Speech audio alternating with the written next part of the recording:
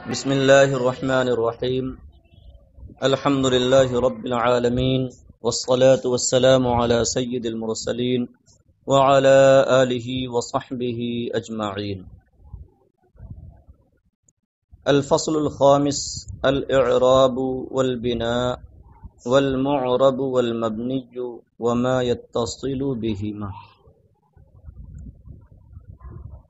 یہ مقدمہ کی 5ویں فصل ہے۔ اس سے پہلے آپ نے 4 فصلیں پڑھ لیں۔ پہلی فصل تھی لفظ اور اس کی قسموں کے بیان میں، دوسری فصل تھی کلمہ اور اس کی قسموں کے بیان میں، تیسری قسم مرکب اور اس کی قسموں کے بیان میں، چوتھی فصل پچھلے سبق میں آپ نے پڑھی عامل اور معمول اور عمل کے بیان میں، یہ 5ویں فصل ہے اعراب و بنا اور معرب و مبنی اور ان دونوں کے متعلقات کے بیان میں۔ اس سے پہلے بھی بتایا جا چکا ہے کہ علم نحو میں کلمہ سے بحث اعراب و بنا کی حیثیت سے ہوتی ہے۔ سب سے اہم بات علم نحو میں یہی ہے کہ ہمیں اعراب و بنا اور معرب و مبنی کو پہچاننا ہے۔ تو اعراب و بنا ہے کیا، کسے کہتے ہیں، معرب و مبنی کی تعریف کیا ہوگی، اسے اس فصل کے اندر بیان کرنے جا رہے ہیں۔ یہاں تمہیدی طور پر فرماتے ہیں اذن طغمت فی الجملۃ الکلمات فمنها ما يتغير آخره باختلاف مركزه في تلك الجملة لاختلاف العوامل التي تسبقه ومنها ما لا يتغير آخره وإن اختلفت العوامل التي تتقدم۔ بتانا چاہتے ہیں کہ جملہ کے اندر کلمات 2 طرح کے ہوتے ہیں۔ بعض وہ ہوتے ہیں کہ جملہ کے اندر عوامل کے بدلنے کے سبب اس کا محل بدل جاتا ہے اور اس محل بدلنے کی وجہ سے اس کا آخر متغیر ہوتا رہتا ہے، بدلتا رہتا ہے۔ اور بعض کلمات وہ ہوتے ہیں کہ عوامل کے بدلنے کے سبب محل کا اختلاف تو ہوتا ہے، مگر یہ ہے کہ محل بدلنے کے باوجود اس کا آخری حرف وہ نہیں بدلتا، اس میں کوئی تغیر نہیں ہوتا۔ کہتے ہیں اذن طغمت فی الجملۃ الکلمات، جب جملہ میں چند کلمات اکٹھا ہوں، فمنها ما يتغیر آخره باختلاف مرکزه فی تلک الجملہ لاختلاف العوامل التي تسبقه، تو ان میں بعض وہ ہوں گے کہ جن کا آخر اس جملہ میں ان کا محل بدلنے کے سبب بدل جائے گا، لاختلاف العوامل التي تسبقه، سابقہ عوامل کے بدلنے کی وجہ سے۔ مطلب یہ ہوا، یہ لاختلاف العوامل یہ متعلق ہوگا اختلاف مرکزی سے، اور مرکز کا معنی ہے محل، مقام۔ کہتے ہیں پس ان میں بعض وہ ہوں گے کہ جن کا آخر عوامل سابقہ کے بدلنے کی وجہ سے اس جملہ میں اس کا محل بدلنے کے سبب بدل جائے گا۔ وَمِنْهَا مَا لَا يَتَغَيَّرُ آخِرُهُ، اور بعض وہ ہوں گے جن کا آخر نہ بدلے گا، وَإِنِ اخْتَلَفَتِ الْعَوَامِلُ الَّتِي تَتَقَدَّمُ، اگرچہ وہ عوامل بدلیں جو اس سے پہلے آئیں۔ فَالْأَوَّلُ يُسَمَّى مُعْرَبًا وَالثَّانِي مَبْنِيًّا، تو اول کا نام معرب رکھا جاتا ہے اور ثانی کا مبنی۔ وَالتَّغَيُّرُ بِالْعَامِلِ يُسَمَّى إِعْرَابًا، اور عامل کے ذریعے بدلنے کا نام اعراب رکھا جاتا ہے۔ وَعَدَمُ التَّغَيُّرِ بِالْعَامِلِ يُسَمَّى بِنَاءً، اور عامل کے بدلنے کے باوجود نہ بدلنا یہ بنا کہلاتا ہے۔ یہاں پر ایک تمہیدی بات آپ یاد رکھیں اعراب کا لغوی معنی آگے بیان کرنے جا رہے ہیں، اظہار، ظاہر کرنا۔ کلام عرب میں اعراب کی وضع کیوں ہوئی، اعراب کس لیے وضع کیا گیا، تو یہ وجہ تسمیہ بھی آپ اچھی طرح سمجھ جائیں گے اور اصطلاحی تعریف بھی آپ اچھی طرح سمجھ جائیں گے۔ اس پوائنٹ کو آپ نوٹ کریں، سمجھیں کہ اعراب کی وضع کس لیے ہوئی۔ تو دھیان دیں، جملہ کے اندر کلمہ کبھی فاعل بنتا ہے، کبھی مفعول بنتا ہے، اور کبھی مضاف الیہ بنتا ہے۔ یہ معانی یعنی یہ باتیں، فاعل ہونا، مفعول ہونا، مضاف الیہ ہونا، ان کو واضح کرنا ہی اعراب کی وضع کا مقصد ہے۔ اعراب اسی لیے وضع کیا گیا کہ جب کلمہ فاعل بنے تو فوراً سمجھ میں آ جائے کہ اسے مرفوع پڑھنے کی وجہ سے ہم جان لیں گے کہ وہ فاعل بن رہا ہے۔ نصب دیا گیا تو نصب نے بتا دیا کہ وہ مفعول ہے، اور مضاف الیہ جر دیا گیا تو اس نے بتایا کہ یہ مضاف الیہ ہے۔ تو اعراب کے وضع کا مقصد ہے معنی فاعلیت، معنی مفعولیت اور معنی اضافت کو ظاہر کرنا، واضح کرنا۔ اب یہاں پر آپ دھیان دیں تو ظاہر سی بات ہے کہ معنی فاعلیت، مفعولیت اور اضافت کسی بھی کلمہ کے اندر نہیں پیدا ہوتے، بلکہ یہ تینوں معانی اسم میں پیدا ہوتے ہیں۔ اس میں ہی فاعل ہوتا ہے، اس میں ہی مفعول ہوتا ہے، اس میں ہی مضاف الیہ ہوتا ہے۔ یہی وجہ ہے کہ اسم معرب الاصل ہے، اور یہ معانی چونکہ فعل و حرف میں نہیں آتے، اس لیے ان کی اصل ہے مبنی ہونا۔ فعل و حرف کی اصل ہے مبنی ہونا، اور اسم کی اصل ہے معرب ہونا۔ اور ساتھ ہی اسم کے اندر یہ معانی تب پیدا ہوں گے جب اسم جملہ کے اندر ہوگا۔ اگر تنہا اسم ہو تو ظاہر سی بات ہے نہ وہاں معنی فاعلیت ہے، نہ معنی مفعولیت ہے، نہ معنی اضافت۔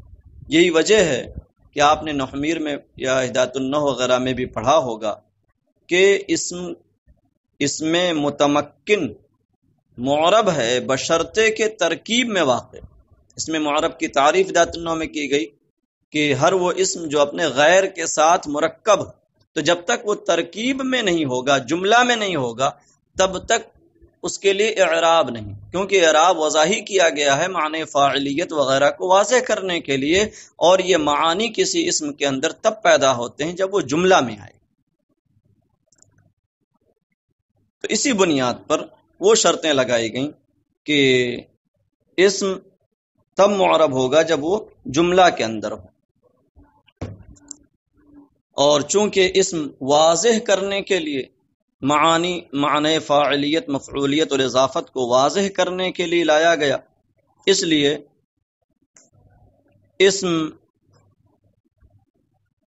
اس واضح کرنے کو اس کو اعراب کہا گیا، اور جس کا آخر بدل جاتا ہے اور اس میں یہ بات واضح ہو جاتی ہے کہ مرفوع ہے تو فاعل ہے، منصوب ہے تو مفعول ہے، مجرور ہے تو مضاف الیہ، اس اسم کو معرب کہا جاتا ہے۔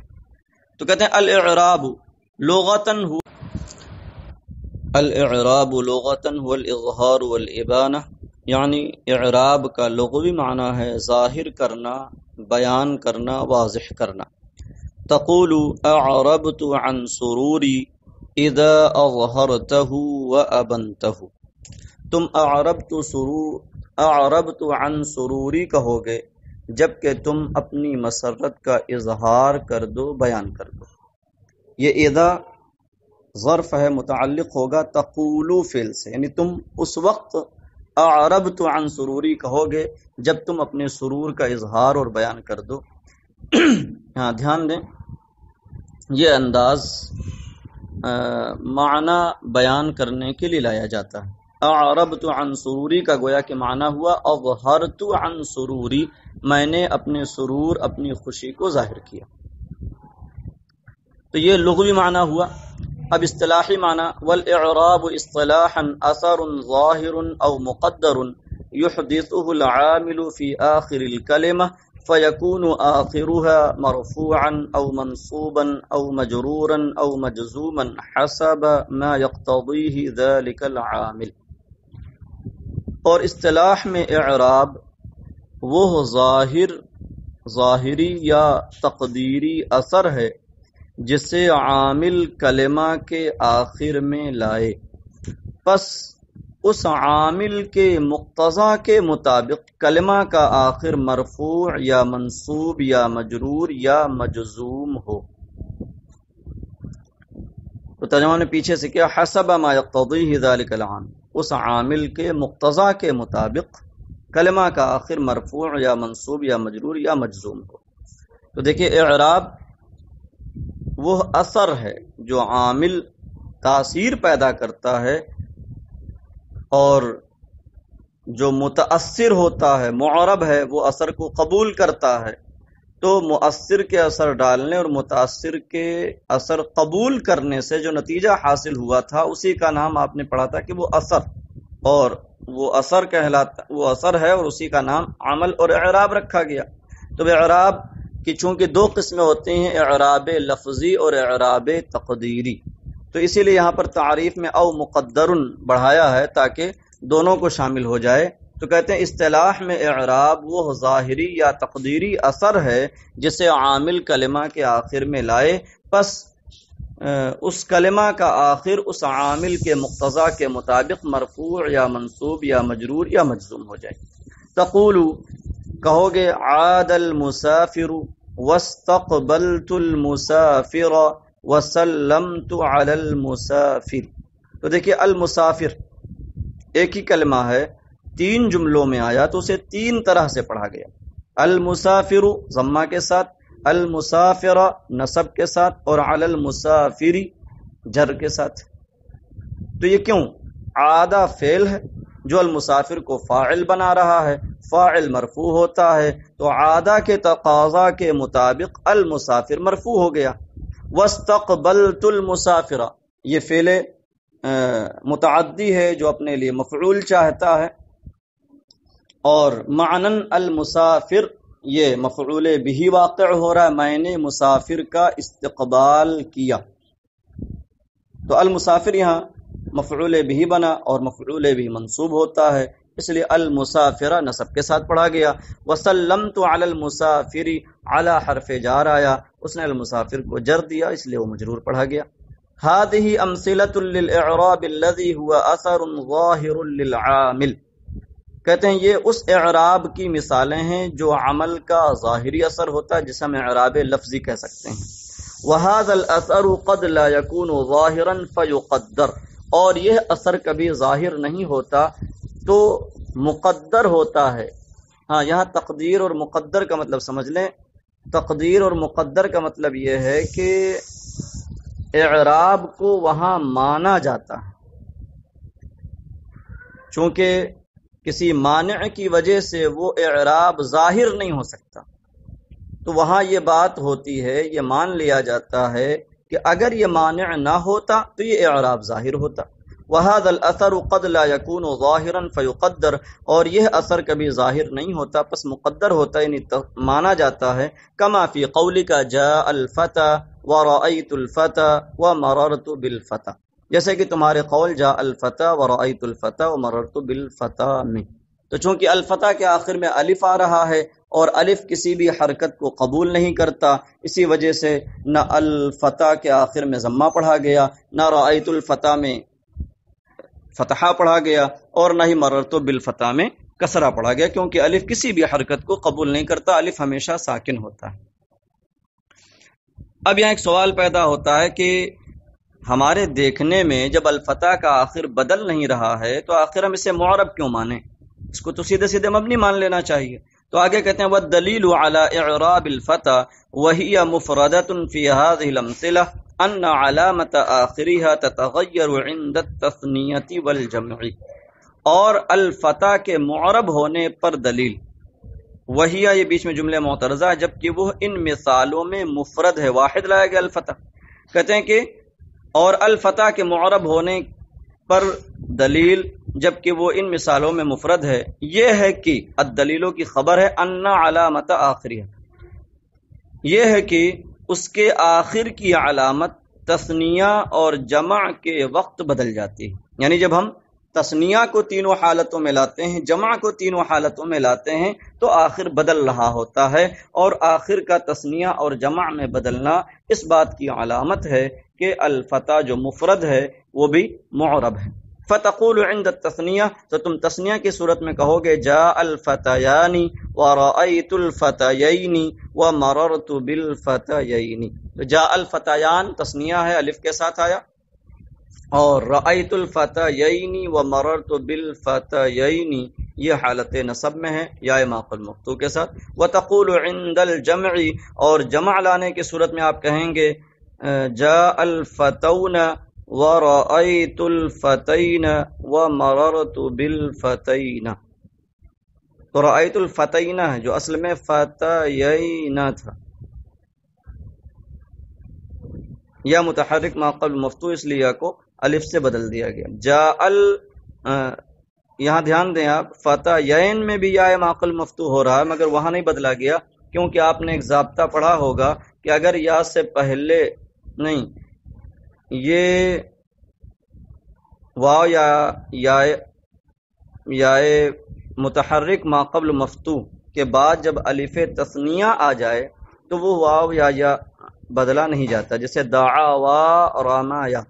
تو ایسے ہی جاء الفتیان میں یہ یا بدلی نہیں گئی، اور رأیت الفتیین ومررت بالفتیین میں جو یا ما قبل مفتوح ہے وہ حقیقت میں الفی ہے جس کو دوسری حالت میں دوسرے طریقے سے پڑھا گیا.